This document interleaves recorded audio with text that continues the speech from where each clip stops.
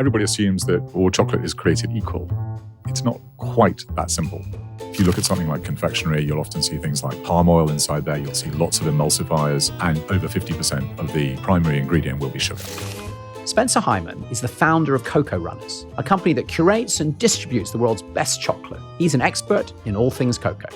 The primary ingredient in a dark craft chocolate will be cocoa beans. They're going to be much, much, much better for you because they're not going to have all the junky ingredients. People listening to this are probably familiar with Big Pharma and Big Oil. So, Spencer, what is Big Chocolate? They are responsible for buying 70% of the world's cocoa. They will use a couple of tricks to get people to eat as much as you possibly can. If you combine sugar, salt, fat, a bit of texture, human beings just do not know how to stop scoffing. And I always think it sounds crazy to say there could be any health benefits from chocolate. It can't actually be doing anything good for me, can it? As people increase their chocolate intake, they reduce their levels of blood pressure, they reduce their incidence of type 2 diabetes, they reduce their incidence of cardiovascular disease. Dr. Sarah Berry is a professor in nutrition at King's College London who's run multiple scientific trials on cocoa butter. She's also our chief scientist here at Zoe. Can I show you how to eat chocolate properly? 1, 2, 3. Test it by holding it up to your ear and snapping it. I'm snapping. But normally I would have swallowed it by now, Spencer. So that's the secret, is to get you to slow down. Savouring craft chocolate can help save your health and can also save the planet. Welcome to Zoe, Science and Nutrition, where world-leading scientists explain how their research can improve your health. Spencer and Sarah, thank you for joining me today. Pleasure. Thanks for having me. Thank you for having me too. We have a tradition here at Zoe where we always start with a quick fire round of questions from our listeners. With some very strict rules, Spencer. You can say yes or no or one sentence answer if you absolutely have to. Are you willing to give it a go? Yes. Is all dark chocolate good for you? No. Is all milk chocolate bad for you? No. Do some chocolate companies try and hide the fact that they're ultra-processed? Yes. Most. Sarah, could chocolate improve my blood pressure? Sometimes. Should I eat chocolate every day? It depends on the amount and the type. And Spencer, what's the most surprising thing that you've learned about chocolate? I think that savouring craft chocolate gives you a whole new world of experiences, can help save your health, and can also save the planet, which is a fairly grand set of claims that we should dive into. All of that from just eating a bit of chocolate? Eating a couple of bits of chocolate with a couple of friends. I love it. And saving the planet. I mean, okay, we're all in here. If you love the Zoe Science and Nutrition podcast, please do us a huge favor and join the 26.7% of viewers who hit the subscribe button. Your doing so really helps because the bigger the channel gets, the more people we reach with health advice that could change their lives. So please hit subscribe. Thank you. So Spencer, I want to start actually sort of what I learned from last time. So you were on the show, like one of our very, very first episodes, and you corrected me when I told you that I was addicted to chocolate. Because you pointed out that unlike coffee or alcohol, chocolate doesn't actually contain any addictive substances. And instead, I just really, really like chocolate, and I want to eat a lot of it a lot of the time, which is true. However, I know I'm not alone because we had a lot of messages afterwards, and apparently millions of other people like me feel like they're addicted to chocolate. And like me, they can struggle with self-control when it's around. And that's why I thought it was really important to come back and discover, is there a way that eating chocolate can be healthy and, take this podcast and be a bit more practical about what that might mean. So can we just start at the very beginning, Spencer? Can you tell us about sort of this cacao bean and how it's turned into a chocolate bar? Yep. So I think, can I just correct one thing? Of course. So I think there is something which is often added to chocolate which can be addictive, and that's called sugar. So too much sugar can be quite addictive. And in fact, it's the basis of something called the bliss point, and then you can play around with some other stuff too. But essentially, the cocoa bean, which grows in a pod on trees in the rainforest, is initially a very bitter and astringent seed, which through the magic of fermentation becomes a rather interesting bean, which is then generally roasted for good chocolate, and then it's winnowed, which means you take the shell off it, and then it's ground, and then it's conched, and then it's tempered.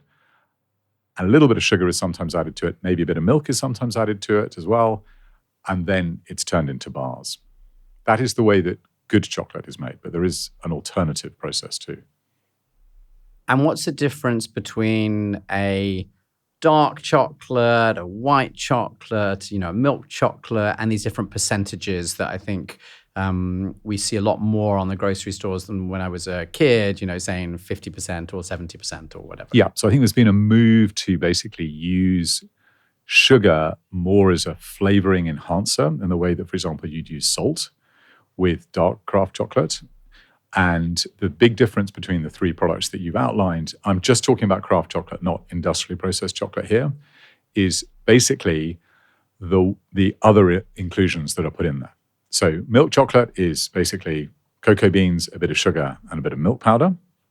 White chocolate, which was originally sold as a vitamin supplement in the 1920s in Switzerland, which is another whole story, is just basically cocoa butter, often with a lot of milk powder, some sugar, and sometimes other flavorings, often vanilla.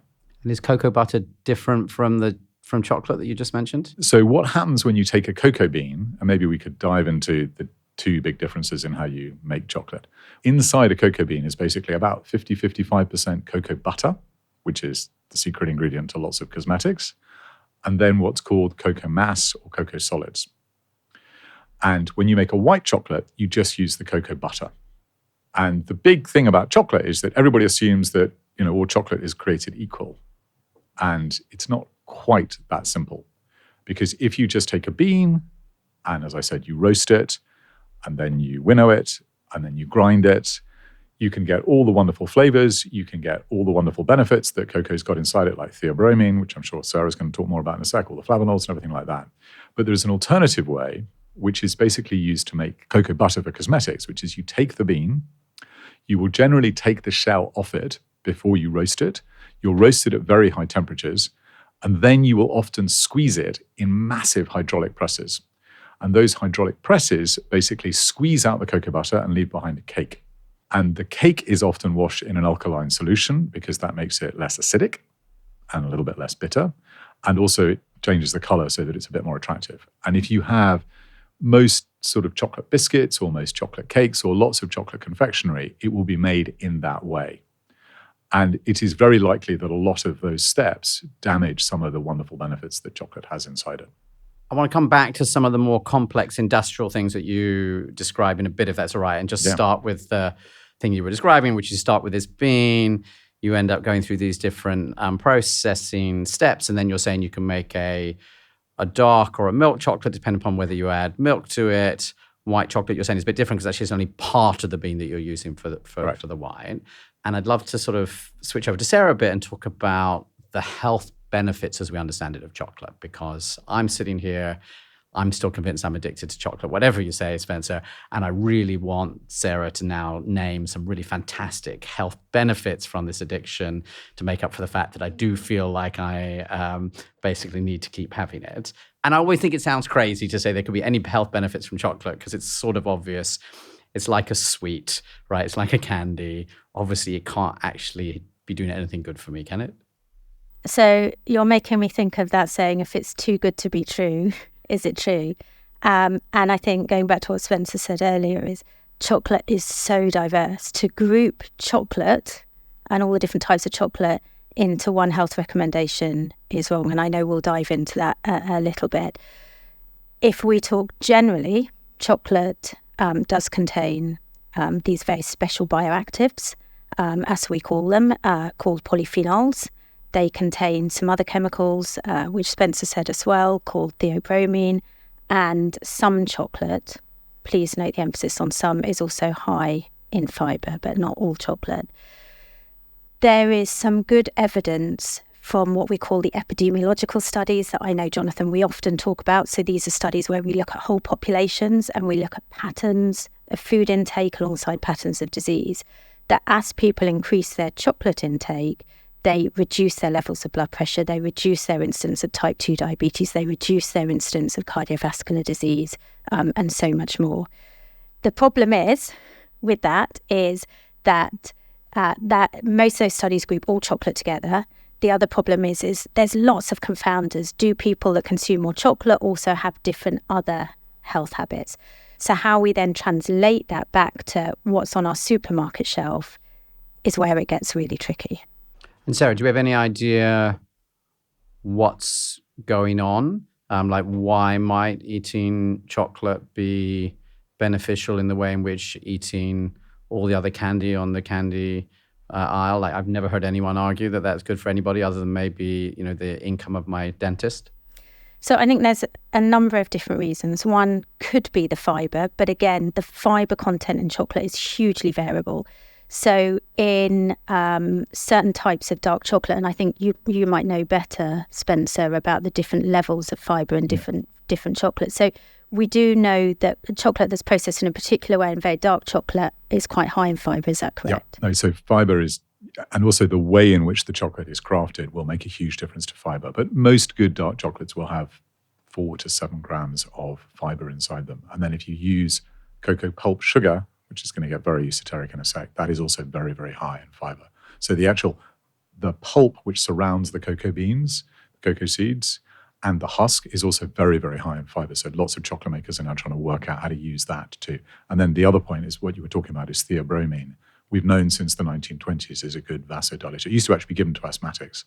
So there is some good evidence that, as you said, using chocolate moderately is very, very good for you. Obviously, as nutrition scientists, we try and look at the whole food because the matrix, I always talk about is important, but we look at the different components. So fibre is one of the components, particularly in dark chocolate. Do bear in mind, though, I'm not saying that we should be using that as our main source of fibre. In milk chocolate, it's actually very low. So from a bar of chocolate, you'll probably only get 1 or 2 grams, if that. You might get 3 or 4 from a dark chocolate, but at a level at which I would say is quite healthy to consume, so not a large amount. You're not going to get a huge amount, but it still makes a contribution given that we're deficient in fibre, given that on average we only consume 20 grams and we should be increasing our fibre. So that's one mechanism. And we know that increasing our fibre by 3-5 grams has huge impacts on our health. Another mechanism could be the fat in it, cocoa butter. And I think this is where it gets really interesting. And I actually studied cocoa butter as part of my PhD. I did some research on this because cocoa butter is very special. The reason it's special is it actually has about 60% saturated fat. And it's actually got the same fatty acid composition, so the types of different saturated fats as beef fat. So I don't know if you've heard of beef tallow. We don't really use it much these days, but years ago it was used. If I was to ask you, what do you think the health benefits of beef tallow are? Well, I think you've convinced me that the health benefits of beef tallow are really low. So beef tallow has the same fatty acid composition nearly as cocoa butter. Yet if you feed cocoa butter to humans, we do not increase our cholesterol levels. It seems to have this cholesterol neutral effect compared to other fats that have a similar saturated fatty acid composition. And this is because it has a very unique structure. Now, given that I did spend many years studying it, I am not going to spend the next hour, although I'd love to. Maybe I can do another one on cocoa butter. But it has a very special structure. And this special structure is actually one of the reasons why I think many people love chocolate as well as the taste, because it has this wonderful mouthfeel. So cocoa butter melts at body temperature. And it's one of the few fats that actually melts in a single peak. So you put it in your mouth and slowly it warms up to your body temperature and you have this beautiful mouthfeel of it melting. Most other fats have lots of different peaks. And that is the key. And that's the reason why it's so interesting to use it as an example of how to experience flavour and to use flavour as a means to identify properly brought up fruits and the flavour aspect of cocoa butter. So the two things which give the great length to chocolate, exactly as you said, is that when you correctly temper chocolate, which is just changing the crystal structure, you can hit crystal structure 5, which means it literally is solid at room temperature, as we'll discover in a minute, and then melts when you put it in your mouth. But it releases flavor very slowly. So you get all those amazing polyphenols and flavanols creating those wonderful flavors, which are incredibly good for you too. So it's sort of a win-win situation by which the cocoa butter can show you how well the plant has been looked after and how nutritious it's going to be. So there's something very cool. You're saying it literally melts in your mouth, which is that expression we use for lots of things that taste good. But in this particular case, It really does. It literally perfectly melts at the temperature of your mouth, almost as though it's designed to be eaten by me. Well, It definitely is when it's properly tempered. I mean, tempering is, there are a number of really important inventions in the history of chocolate. But remember that for most of chocolate's history, we drank it. It's only in the last 150 years that we ever got around to thinking about eating it as a tablet and as a bar, thanks to Joseph Fry. And that aspect of it actually reveals all sorts of different flavors. And it's those flavors which actually I think you can argue have a lot of the health signs that you know that you're having a good food. Spencer, help me with that just for a second, because you've said, well, obviously we all drank it until 150 years ago. I'm not sure my ancestors were rich enough to afford any chocolate 100 years ago, never mind. So the history of chocolate is that a little bit like tea and a little bit like coffee, it came in originally as a drink. And in fact, one of the reasons why it's spread in Europe, if you come to a tasting, you'll get more of this. But interestingly, it's the same reason why we eat fish on Fridays. It's that the Jesuits discovered it was a great thing to push in Catholic mass and churches on saints' days and on days when you were supposed to abstain from eating meat. So you needed food to fill you up. And drinking chocolate is incredibly filling. But dial forward to the mid-19th century, and everyone's getting a bit worried because Sarah's given you all the benefits of cocoa butter, but one of its stranger attributes is that it doesn't dissolve well into most liquids. And so if you have, for example, a beard, and you were to get any of it sort of left in your beard on a cold day when you walk outside, when you walk back in, it looks a bit messy.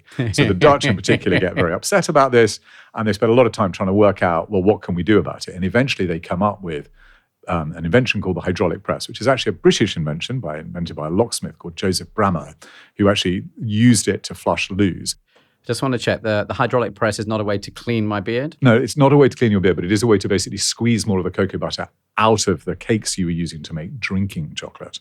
So there's less of it to get stuck in your beard. And then dial forward 20 years, a very smart Brit somehow or other works out, if you recombine some of that cocoa butter into the cakes that you've got left, you can actually create a stable solid and you get chocolate bars. Sarah, should we dig into some more of the health that's behind the benefits of chocolate? So we know that some chocolates have a reasonable amount of fibre. We know that despite being high in saturated fat, that the special structure of cocoa butter confers a kind of cholesterol neutral effect. So it doesn't raise your bad cholesterol and total cholesterol as much as would be predicted based on the amount of saturated fat. And then we know it contains these very special bioactives. So in particular, we talk a lot about polyphenols. So we talk about the flavanols in it, but there's also another chemical called theobromine as well. Most of the research has been looking at the flavanols over a number of years. And there's lots of research from clinical trials now showing that if you supplement the cocoa flavanols, you have benefits in many different health outcomes. So, for example, your blood pressure, for example, in your levels of inflammation, in your risk of cardiovascular disease. And we're starting to understand the mechanism of why this is. And what we know is that polyphenols have quite wide-reaching impacts, but we know that they impact the functionality and the production and the bioavailability of a particular compound called nitric oxide, which has an incredible role to play in keeping our blood vessels healthy. And so our blood vessels release nitric oxide all the time, and it causes them to be reasonably dilated. As soon as you get damage to your blood vessels, you produce less nitric oxide. The more nitric oxide you're producing, the better health of your blood vessels in very simple terms. And what we know is if you supplement people in both the short term and the long term, you have a better availability of this nitric oxide from these flavanols. What we also know is that the theobromine seems to act in synergy with these flavanols and increase the impact that the flavanols have on the availability and production of nitric oxide. And this is why I think, again, it's really interesting always to think about the food. And I know I say this every time I do a podcast, that yes, let's look at the isolated nutrients or chemicals, but we need to also think how they work in the matrix. And actually, there's a really interesting study that looked at the impact of taking out these flavanols, feeding them to people and looking at how it impacts blood vessel function using a particular measure that we use in our research called flow-mediated dilation. And they looked at the impact on this particular measure, just feeding the cocoa flavanols, feeding the theobromine, and then feeding the two together. And what they found was that there's a greater impact of the sum of the parts if you feed them together, that they have this kind of synergistic impact. And this is one of the core mechanisms why we think chocolate, if it's delivering the right amount of the very bioactive flavonols, has wide-reaching impacts, because this increase in blood vessel flow, this dilation, can impact the delivery of blood to the brain, hence why there's some evidence to show it might impact memory. And there's a fascinating study actually recently out about that. There's some evidence to show it impacts cardiovascular health because of blood flow. There's evidence to show from many RCTs that on average, obviously it depends on the type of chocolate, but having this good quality high flavanol chocolate will reduce your blood pressure anywhere around 5 millimeters, which is actually quite significant. And it's all to do with this mechanism linked to nitric oxide. Absolutely. What Sarah's saying is, fascinating and absolutely spot on. The one word that I would really like to sort of focus in on, though, is that Sarah's been quite rightly talking about cocoa flavanols. What is a cocoa flavanol? It's one of the multitude of amazing benefits that the cocoa seed, as it ferments into a cocoa bean, will have made manifest. And it's very, very important to think a little bit about how those cocoa flavanols get into the chocolate. The history of all this research actually dates back to a tribe of Indians called the Kuna, who live off the coast of Panama, who were first identified as having amazing heart health and low levels of stress back in the 1940s by a guy called Benjamin Keene, who has a pretty extraordinary history. He's the guy who's responsible for why American pilots now carry shark repellent. He's also the responsible in large part for the American hostage crisis, because he's the guy who wrote the sort of script which allowed the Shah of Iran in. And he has an extraordinary history. But he inspired some work done by Harvard Medical Center in the 1990s down in Panama to basically look at whether or not there was a genetic link between this tribe and heart health. And fairly rapidly discovered it wasn't that. And they then moved on to thinking that it might be the cocoa that they were drinking. And it was eventually shown that it probably wasn't, because actually they weren't having the same chocolate as Keene had identified. They were actually having just normal processed chocolate. So they figured it was something else. But in the process, they did discover that there is this flavanol link towards nitric oxide, which is also sort of brought up. And you have to be very, very careful, though, exactly as Sarah was saying, that just to sort of say, well, any supermarket dark chocolate is going to be good for my heart, because it's not at all clear that the cocoa flavanols are actually present unless you are very careful in how you do your fermentation, how you do your roasting, that you mustn't crush them, etc. So it's something which is undergoing quite a lot of research as to actually how it works. There is one other potential benefit which I would love to encourage you to do, Jonathan, which is to do with your second stomach, as to why I think craft chocolate can be quite good for you. And it's based on some stuff in Japan, which Sarah's probably going to be a little bit skeptical about, but I'm going to give it a go, which is that, as you probably are aware, you have lots of taste receptors in your mouth. You also have sweet taste receptors in your stomach. And so when at the end of a meal, you feel absolutely full, and then suddenly, your kid or you or anyone else suddenly discovers, actually, I've got room for pudding now that I've seen it. Jonathan's always talking about this second stomach, aren't you? So technically, there has been some interesting work done in Japan on this. He's loving this, Spencer. So basically, what happens is that your stomach basically tells your brain, I want some of that, so I'm going to basically speed up digestion. And there are MRI studies done literally on live TV in Japan which show that people will speed up their digestion. So Spencer, I just want to check. Basically what you're saying is someone shows you like the dessert menu, when they come around and say, would you like the dessert menu? And I look at the dessert menu and instantly my digestion accelerates so I can squeeze that we little have pictures bit of it on the website. And in our tastings, we actually sort of talk about this and show it. But it's not just the menu. You actually need to sort of see the cake, or you need to sort of see the ice cream. Now, I think what Sarah would agree with me on here is that the trick, however, is not to gobble and scarf and scoff a huge, great pudding at this point. What you really want to do is have a couple of bits of craft chocolate. Now, it could be a dark milk chocolate, could just be a dark chocolate, and savor them, because that will basically satisfy your stomach, speed up digestion, and also just get you in the habit of savoring for flavor. And Spencer, you've mentioned the word craft chocolate a few times now. It's a word I had not heard 5 years ago, and which I think many of our listeners will not be familiar with. What do you mean by craft chocolate, and why have you used that word carefully? So I'm using it because it signifies a slightly different approach. And so if you think about it, you have craft beer, you have specialty coffee. Almost every sort of food and bread has got a campaign, and chocolate has had the same. And what craft chocolate is all about is basically giving you as much flavor as you can possibly get out of the cocoa beans. And cocoa beans have got more flavor complexity than just about anything else on the planet. And they're also transparently traded and crafted. So they're all about basically trying to give you flavor, but also trying to work with the farmers so that the farmers will look after the rainforests and also have enough money to live on and not be sort of using child labor, etc. So it's a sort of win-win situation. And as a movement, it's probably been around for even longer than specialty coffee, but for various reasons we can go into. It hasn't grown in the same way that, say, artisan cheese has or craft gin has or craft beer or anything else. But it's all about basically flavor and transparency. And I think, this is a really good time to think about, again, what we've said numerous times about the difference between the different types of chocolate, because what we know is that what you see necessarily on the back of pack labelling, I'm sure we're going to dive into this, doesn't necessarily equate to the health outcomes.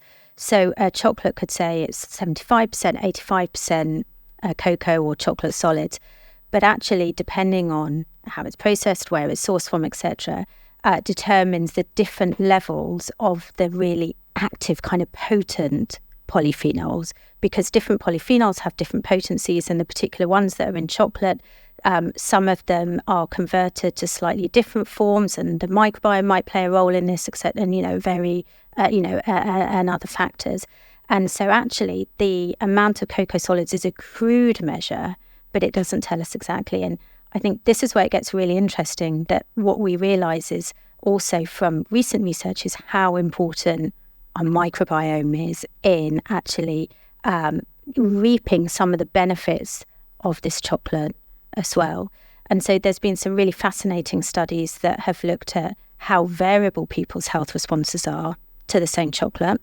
And we know that there's huge variability between maybe how I respond to it to how Spencer responds to it to how you might respond to it, Jonathan. And we believe that one of the reasons for this huge variability might actually be the microbiome. And the reason for that is that we know that the microbiome is involved in some of the kind of, using simple terms, activation of these amazing bioactives, these polyphenols. And so what we know is that when you consume chocolate, you have this very rapid improvement in blood vessel function after about 2 hours. So, sorry, I just want to check. You're saying actually, if I was eating the right chocolate, I could actually see an impact on my blood vessel in just 2 hours? Yes. So randomized control trials where they measure how much your blood vessels dilate, see an improvement if it's the right type, right amount of flavanols after 2 hours. That's crazy. But what's really interesting is studies that have then measured it for a longer period of time. And these are studies that have only come out in the last year or so, see a second kind of peak benefit around 6 to 8 hours after. So about 8 hours after you've eaten that. Now, you've not got these magic chemicals circulating in your blood from when you've just eaten it. What we know is it's then reached your large intestine. And what we know is that there are particular bacteria in your gut, so our microbiome, that play a role in activating some of these polyphenols. And that then we have this second kind of benefit, this second dilation. And obviously everyone's microbiome differs, and this is why we believe this huge variability in your responsiveness to cocoa. So not only is chocolate hugely variable, we are in how we process it and benefit from it. Yep. Getting older, I've realised that what I eat makes a massive difference to my health. Now I'm eating the things that help my body feel great. With Zoe, I've got actual science to guide me, and my test results help tailor my advice. I'm making smarter choices every day, like what to add to my plate. It's like having a nutritionist in my pocket. It's changed everything. I'm living my best life. I'm going to be clubbing with the grandkids. Join me and over 100,000 people transforming their health with Zoe. Even actually the way in which you will experience flavor in chocolate is also going to be a question of your oral microbiome too. So you don't just have a microbiome in your stomach, you also have a microbiome in your mouth, which will release flavors in different ways too. I think that's actually the perfect transition, Spencer, actually, because I think we've been hearing all these amazing things about chocolate. And Sarah, thank you for sharing all of these brand new studies, because I hadn't heard about a bunch of those before just now. I did now want to talk about what Spencer calls big chocolate. People listening to this are probably familiar with big pharma and big tobacco and big oil, but they may be surprised to hear that there is big chocolate. I've never heard of that. And it's quite hard to research big chocolate because I typed it into Google and you just get ads for like really large chocolate bars.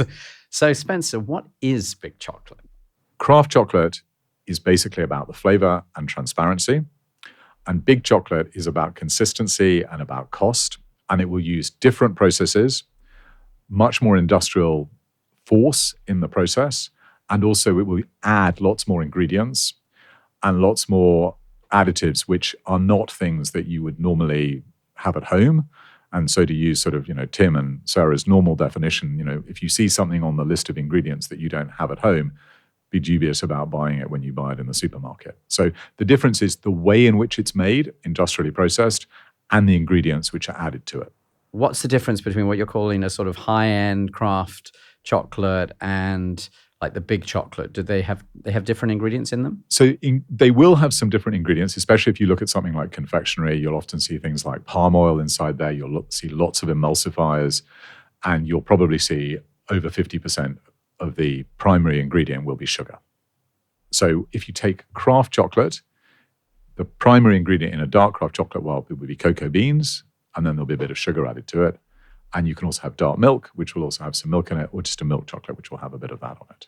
So there's a very, very big difference in actually the ingredients which are used. And then there's a difference in the approach. So the fundamental difference in the approach is that what you're trying to do with mass-produced chocolate is to basically get people to eat as much as you possibly can. And so they will use a couple of tricks which food science has been using to get everyone to eat ultra-processed food, which is based around your tastes as opposed to flavor. So sugar, salt, and fat basically is, the secret. It's the Dorito principle. It's basically the stuff that Moscovitz identified, that basically if you give people sugar, salt, and fat, it's bliss point. And people don't know how to stop gobbling with that. And Spencer, can you explain when you say bliss point, Yep. what that means for us? So back in the 1960s, an American scientist called Howard Moscovitz, who has been written about, but not quite as much as you would expect, did some work on the US Army to try and get them to eat more of their rations. And what he discovered is that if you combine sugar, salt, fat, a bit of texture, and a little bit of umami, human beings just do not know how to stop scoffing. So those are the basic tastes, if you like. So obviously you don't have bitterness there, you don't have sourness there, but they're the basic tastes. And that is the secret to most junk food. Sugar, salt, fat, bit of texture, bit of umami, basic tastes. They delight you. You are programmed to want to basically love them. I mean, think about it. What's the first food that we all have as a baby? Mother's milk. What's it got in it? Sugar, salt, fat, bit of umami. The second piece of technology, which ultra-processed foods in general, and chocolate is very good at, is something called sensory-specific satiety, which was actually invented by a couple called the Rolls.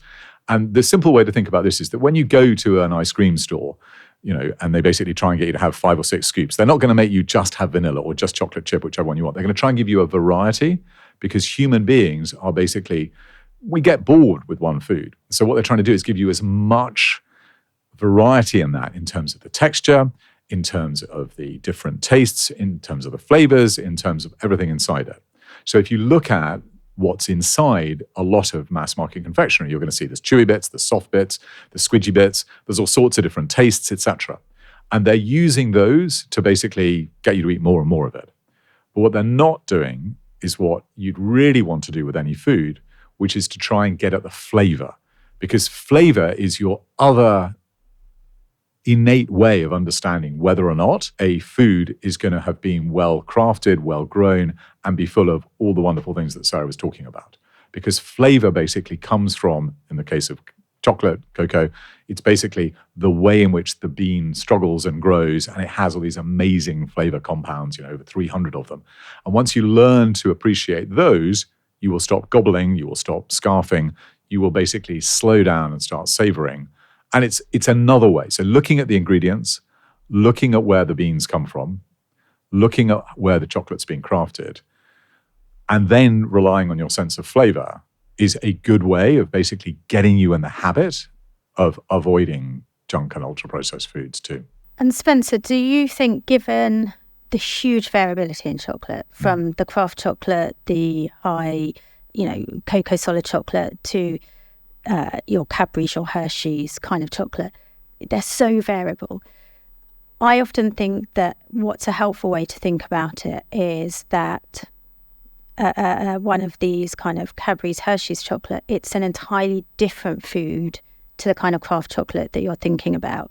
And I think that sometimes I don't see it as a particularly helpful narrative sometimes to be comparing one versus the other, as long as we make sure that it's clear to people that if ever we talk about the benefits of chocolate, we make it clear that we're not talking about the Hershey's, the Cadbury's, etc.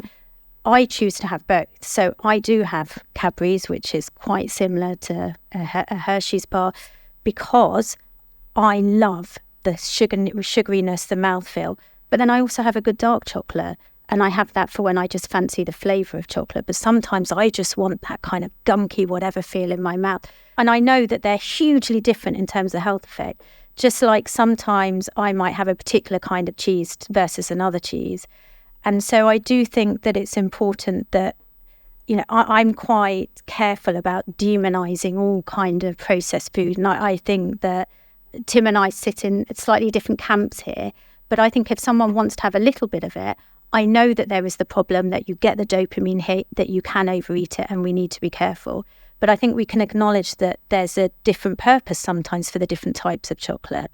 Now, Sarah, I just have to say that Spencer is looking here absolutely horrified as you said this. So I for know. those of you just listening, I didn't want to allow him to come in. I feel like it's a bit like you've had somebody tell you about their wonderful wine and you're like, yes, and sometimes I do like to get my $1.99 thing in a bottle, which is true, but Spencer's going like, you do what? Spencer? But I'm saying it's for different purposes, Spencer. So let me agree with the first point, which is that it's not fair to call sort of, Dairy Milk or sort of, Tony's Chocolonely and use that in the same way that you would describe craft chocolate.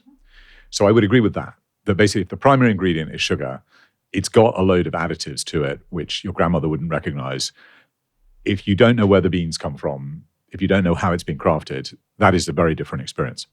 What I would argue, however, is that I think I can find you bars which will delight you and give you what you were kindly calling that sort of bliss point. You were using the word junkie, but it's really bliss point. It's my dopamine Yeah, hit. so I think we can do Spencer. that with milk chocolates too, from craft chocolate. And I think what we can That's do is, also healthy. they're two things. They're basically going to get you to savor because they're going to have a flavor wave, so they're going to have some length. And the second thing is they're going to be much, much, much better for you because they're not going to have all the junky ingredients. And the third thing is they're going to be much better for the farmers and the planet because they're basically going to be keeping the rainforest going and keeping the farmers from, basically penury and all sorts of nasty. So where I would agree with you is there are huge differences, but where I would disagree is that you can't get that with good craft chocolate. So I think my goal is to basically find you a craft chocolate which will satisfy you in the same way. Okay, so challenge is on that. I'm really happy to take that challenge. The other thing that I think is important to say is price point. Yeah. And these craft chocolates, they're expensive. So are there grocery stores, retailers who are selling chocolate that can be healthy, that is better than maybe some of these what you call big chocolates that are from a price point accessible to a lot more people?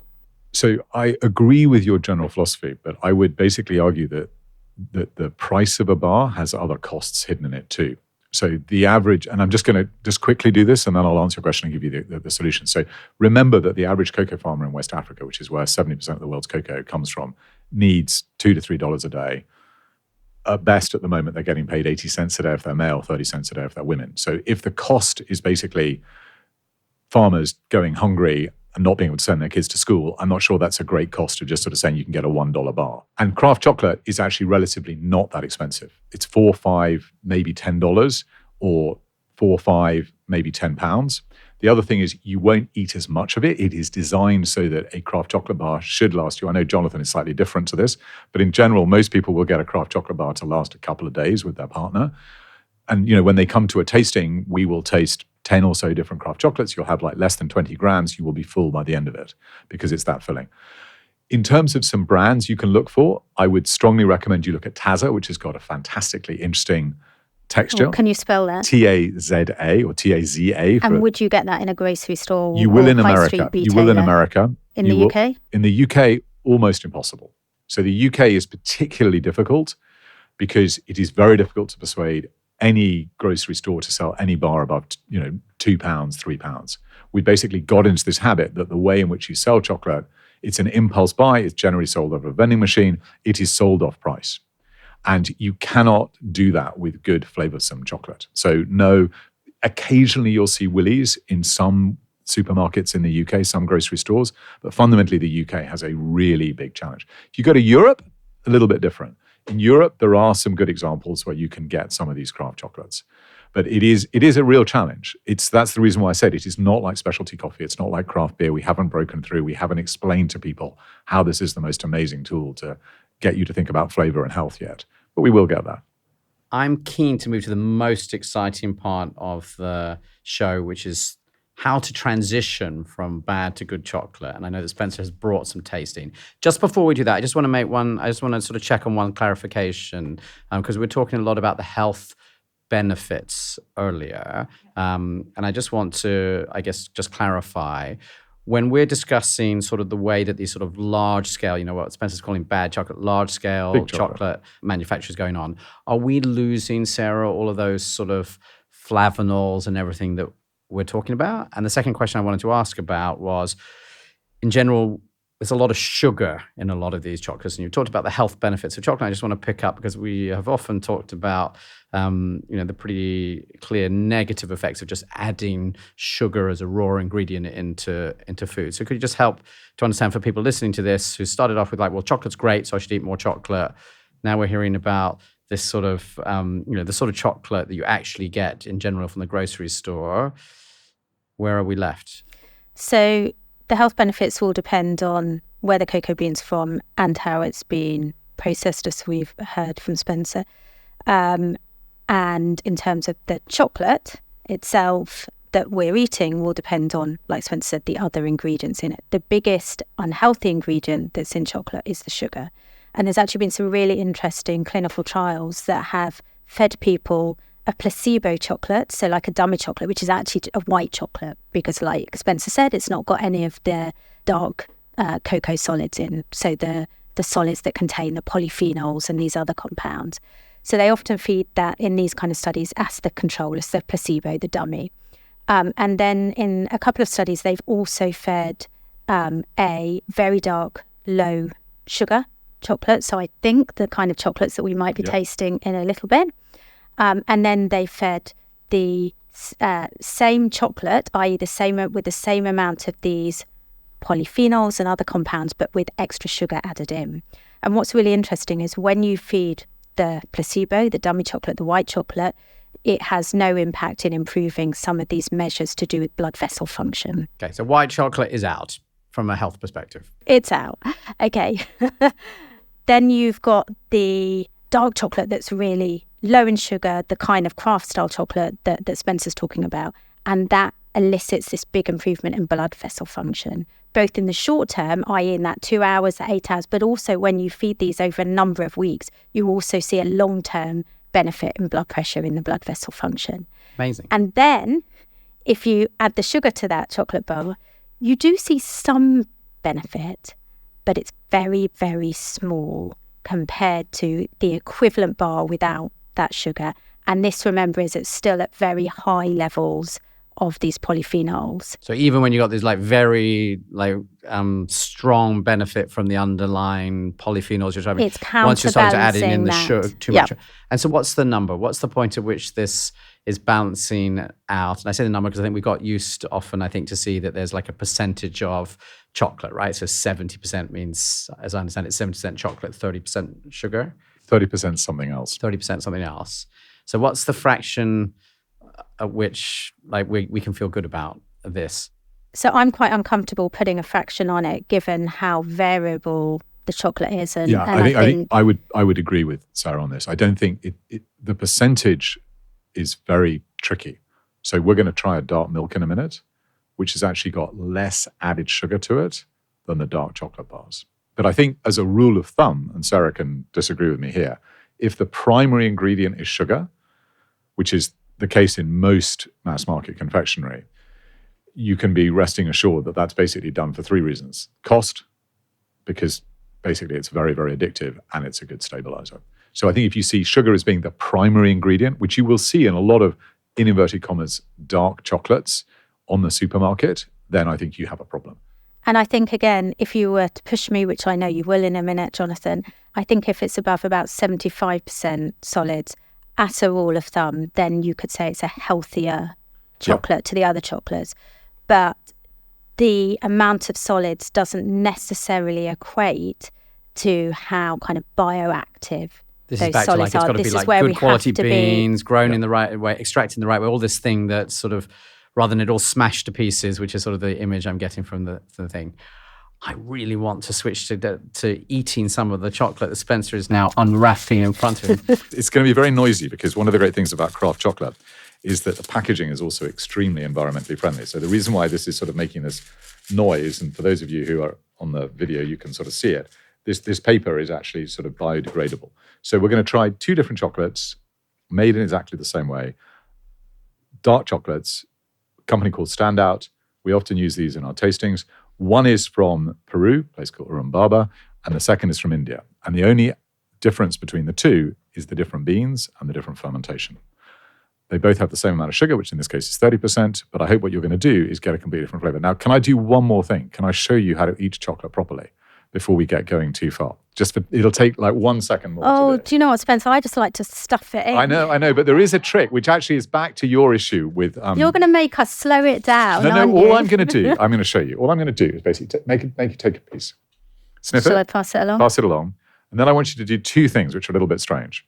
So the first thing is, before you eat chocolate, and this goes back to your point about cocoa butter being basically an amazing substance because of the way that when you temper it, it basically melts in your mouth. You have to test that. And you test it by holding it up to your ear and snapping it. And that snap should tell you that it's basically going to release all the flavor properly in your mouth and go. Basically, squeeze your nose tightly shut and drop a piece of chocolate on your tongue. You've been to a tasting before, Sarah, so you'll remember this. Suck it. Try and keep your mouth shut. I'm not going to.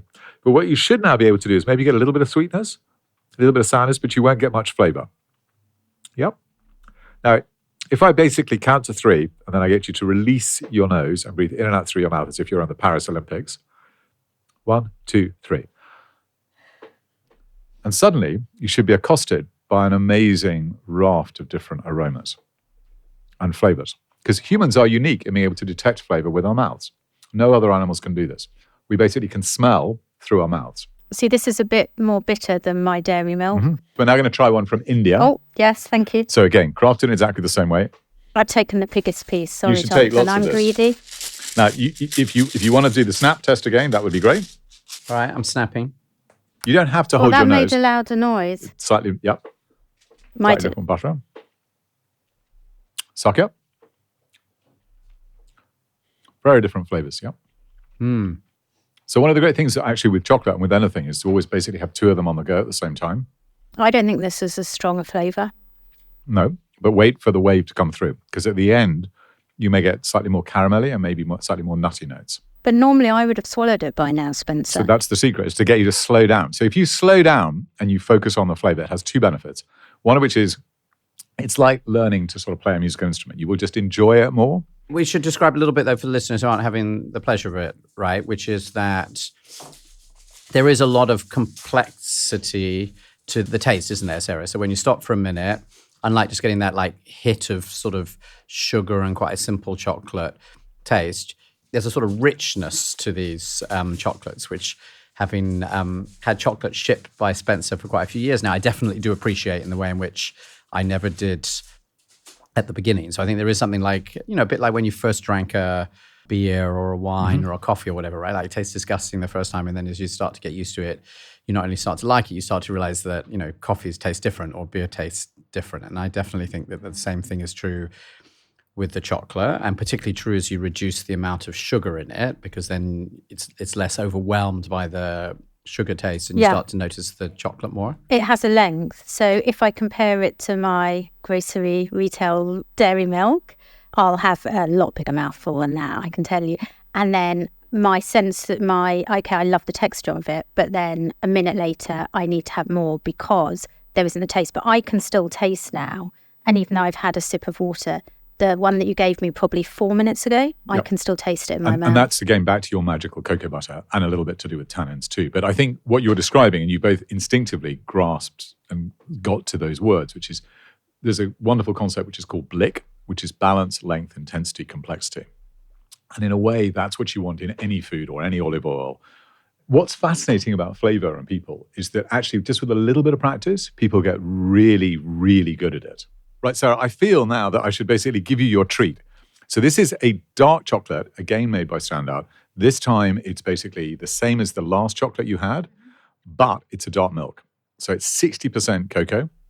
And then as a sweetener, it's primarily the milk powder. So I'm hoping that this is going to get you. It should be quite sort of unctuous and rich.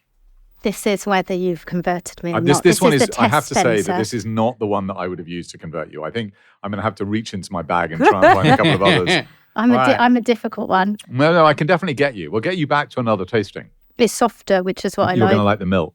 The other thing which, we talked a little bit about the bliss point, which everyone goes on about.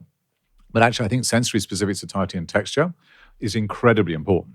Now, would you like to see how well we've trained your taste buds by now getting you to have a supermarket dark chocolate? And you will immediately see what a difference it is. So this is Bourneville, which is one of the UK's leading dark chocolates. It's actually only 39% chocolate. One of you can actually have a look at the ingredients list, and you will be intrigued to see all those lovely ultra-processed ingredients inside it.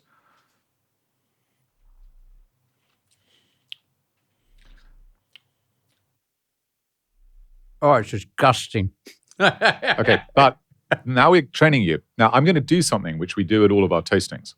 I'm going to say a word to you, and I'm going to see whether or not you can identify this flavor. You will never see this written about Bourneville if you Google it or anything else like that. What's the flavor you get from it?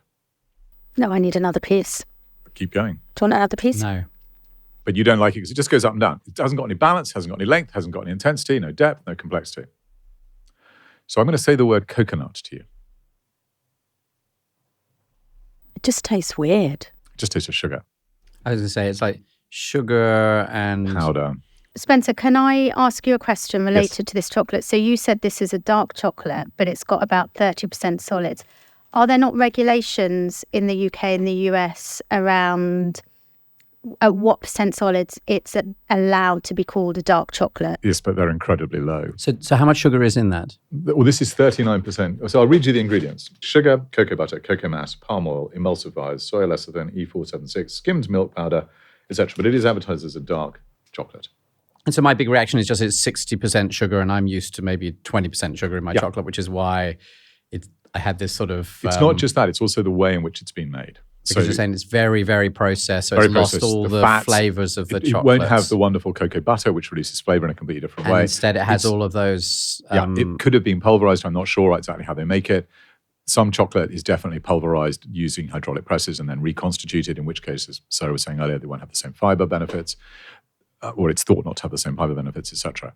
But what's interesting is that even if you take sort of, what people sort of think as being sort of, Oh, this is one of my favorite. Okay, so we're going to basically try a Lindt, which is the dark chocolate. Now, one of the most difficult things to explain to people is how a dark chocolate can contain milk powder, but it's used as a bulking agent. So when you look at the ingredients here, you will see that it actually has some milk powder inside it. And this has added sea salt, which is why I like this one. Because again, what salt does is it basically hides the bitterness. So if we just take a little bit of this, but again, what I want you to try and do is basically focus on the blick. And what percent is this? I think this is 69 or 70% or something like that. When you look at the packaging, you're looking for not just the ingredients, you're also looking for where do the beans come from and where's it been crafted. So what you won't discover is either of those fats on the packaging, basically because they can't really explain it. See, I like the texture of that. Milk. You like the milk in it. So that's the reason why I put the milk in it. But I can't taste the salt now. Strange. But I'd like you to go back now to basically trying the proper milk. What are we eating now, Spencer? We're Just back to make to sure the dark milk because I think I've got Sarah. So Sarah is one of those people who's very interesting. You're into texture. And then you go into the flavors. Oh, I like this one. Have I had this already? Yeah, you've already had it. Oh. So that's the one that But you it's a said bit- I haven't quite sold you. A bit. I can taste the aftertaste of the Yeah, you can taste the chocolate. hotel creamery, yes, I call it. Yeah, but now you can taste the flavor. So you see, this is the great trick. That all humans have got this amazing ability. There's no other animal which basically can get flavor in our mouths, or there's one weird deer which can do it. And flavour, as well as looking at the package, is one of the ways that you can actually tell if a food's going to be healthy or not. I like doing the taste testing where it's, about the relativity of it. Everything when it comes to food, I think, is relative. And it's all about also instead of what, in place of what. And I think this is a great way of doing this in terms of the flavour as well. So has Spencer managed to convince you to make any changes to your chocolate habit, Sarah? Or have I got to send you some more chocolates? He has to send me some more chocolates. See, I was basically trying to avoid any difficulties. So we've got some more chocolates for you here for later. You have convinced me that dark chocolate can be nice. And the flavour is a good way of getting into health. Yes. Well, I think you've always said that. I mean, I've learned a lot from you on that and the bioavailability and everything else. But I think, I realise there's certain textures I prefer than others. The thing I'm struck by is that I've been on a bit of a journey with Spencer, who I've known for a long time, for probably 4 or so years. And so when I first started off, I had an incredibly sweet tooth before I started Zoe. And so I'd be happily eating all the things I'm saying and discussing now. I'd be like, this is all delicious. Of course, it's got to have more than 50% sugar. And interestingly, I started and I thought a 70% chocolate felt really dark and bitter. And now I'm regularly eating 80 to 90% chocolate. And I've got more and more addicted actually to the chocolate taste and flavor. So remarkably, I can now eat a 90% chocolate and really enjoy it. And I think I love all the flavors and like the taste of it. And it's sort of been a journey. And I think it's a bit like, when you get into coffee or you get into beer and it all seems disgusting to start with. And then before you know it, you're like this really weird, really flavorful, sort of hoppy beer or whatever. So there is definitely a path there. Now, I always say to Spencer that I can quite happily eat an entire Kraft bar of chocolate, even 80%. But I have to admit that you are quite full because there's a lot of fibre in that, isn't there, Sarah? Yeah, I mean, I must say I couldn't eat much more than what we've just eaten of the chocolate. I've had enough of it now. But the truth is that it's still tiny, isn't it, compared to like a Hershey's bar, which is give like me a dairy pound. milk or Hershey's. The 100 grams has gone in minutes. So that's the fascinating thing. When we do a tasting, basically we discover that you have 10 bars, you have a couple of grams of each one. So you have less than 20, 30 grams. And by the end of it, nobody wants to go out to dinner. And similarly, our subscription, it's 4 full-size bars. That will last many couples a month. I think, Jonathan, something that I'd like to reiterate is the more I've heard Spencer, the more I've also been reading up about chocolate, about cocoa, about the health benefits. I really think that we need to not put it all together into one food group, that we need to think of the health benefits of particular kinds of chocolate versus other kinds of chocolate, but also we do need to consider the different price points. We do need to consider people's different preferences. And I think that, Spencer has convinced me, and I'm quite a hard person to convince, that yes, there's some benefits of giving it a go and seeing how your taste develops. And I would say, yes, everyone to give it a go, but there will be some people that just don't like this. And I think, fine, if they don't like it, stick to the other chocolate, if that's what you want to do. But eat it knowing that it does not have the benefit that some of these other chocolates have. And I think that's the key thing to make sure people are aware of. Brilliant.